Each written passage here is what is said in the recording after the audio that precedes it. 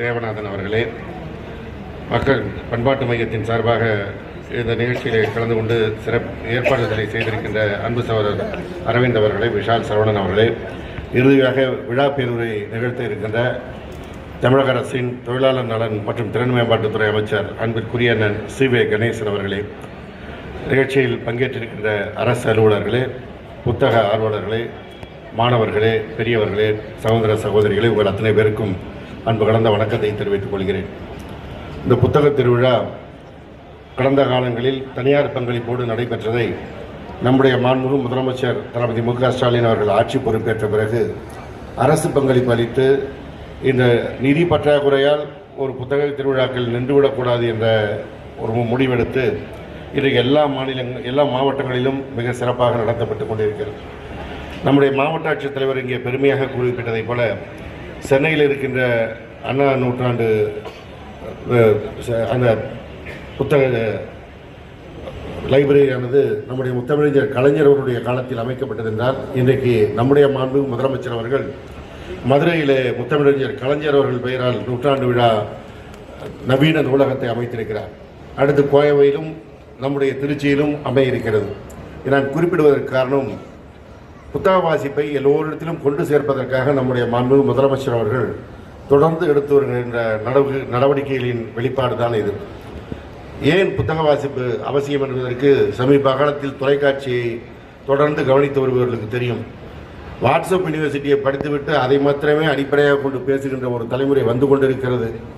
அவற்றை தவிர்க்க வேண்டும் என்றால் வருகின்ற இளைய தலைமுறையான நீங்கள் நூல்களை படிக்க வேண்டும். நூல்கள் தான் எல்லாவற்றிற்கும் ஆதாரம். நாம் வாழுகின்ற காலத்தில் பார்த்துவிட்டு அடுத்த நாள் அவையெல்லாம் மறந்து விடுகின்ற சூழல் இருக்கிறது. ஆனால் அவை ஒரு நூலாக பதியப்படுகின்ற பொழுது வரலாறாக மாறுகிறது.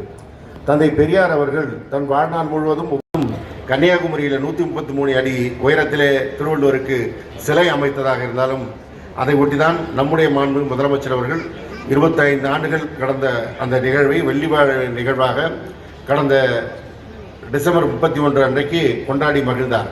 காரணம், நாம் இந்த வரலாற்றை தொடர்ந்து புதுப்பிக்காவிட்டால் நம்முடைய வரலாற்றை மறைத்து விடுவார்கள் என்ற காரணம்தான். நாம் இன்றைக்கு தமிழ் மொழியை பேசுகின்றோம். தமிழ் மொழியிலே இவ்வளவு நூல்கள் இருக்கிறது. இதுவே வட இந்தியாவிற்கு சென்றால் மகாராஷ்டிராவிலோ உத்தரப்பிரதேசத்திலோ பீகாரிலோ அவருடைய தாய்மொழியிலே இது போன்ற நூல்கள் அச்சடிக்கப்படுகிறதா என்று கேட்டால் இல்லவே இல்லை. அங்கே இந்தி தான் மேலோங்கி நிற்கிறது. காரணம், இந்தியை திணித்த போது அவர்கள் அதை ஏற்றுக்கொண்டார்கள். நாம் இந்தி திணிப்பை தவிர்த்த காரணத்தினால் நம் தாய்மொழி இன்றைக்கு உயிர்ப்போடு இருக்கிறது. தாய்மொழி உயிர்ப்போடு இருப்பது மாத்திரமல்ல, இந்த தாய்மொழியில் நாம் எழுதுகின்ற நூலை நாம் படிப்பதற்கு ஒரு வாசகர் வட்டம் இருக்கிறது என்றால் எழுதுகிறவர்களுக்கான ஒரு வாய்ப்பு இங்கே இருக்கிறது. ஆனால் மராத்தியை தாய்மொழியாக கொண்டவர்கள் மராத்தியை மறந்துவிட்ட காரணத்தினால் மராத்தி நூலாசிரியர்களுக்கு மரியாதை இல்லாமல் போய்விட்டது.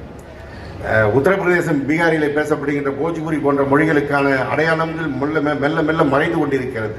ஹரியானாவில் அவர்கள் என்ன மொழி பேசினார்கள் என்பது மறந்து போய் அவர்கள் எல்லாம் ஹிந்தி பேசுகின்ற சூழல் வந்திருக்கிறது.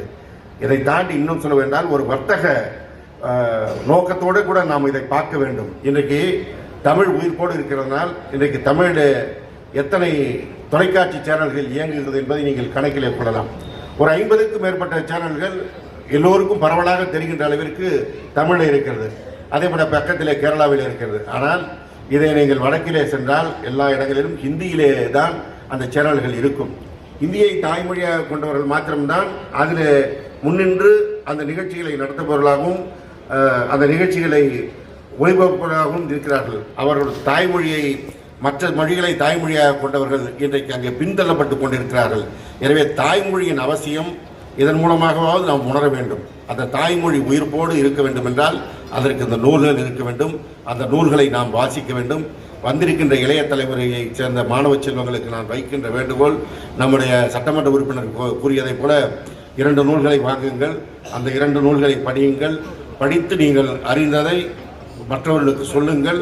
அதன் மூலம் ஆர்வம் ஏற்பட்டால் இன்னும் நூல்களை வாங்குங்கள். நீங்கள் சமீபத்தில் பொன்னியின் செல்வம் திரைப்படத்தை பார்த்திருப்பீர்கள். இந்த திரைப்படம் இப்போதான் வந்தது. ஆனால் இந்த திரைப்படத்திற்கு முன்பாக ஒரு 50 ஆண்டுகளுக்கு முன்பாக கல்கி எழுதிய அந்த பொன்னியின் செல்வன் என்கின்ற நாவலை மாத்திரமே படித்துவிட்டு அதை தன் மனக்கொண்டாட்டத்தில் திரைப்படமாகவே பார்த்து மகிழ்ந்தவர்கள் உண்டு.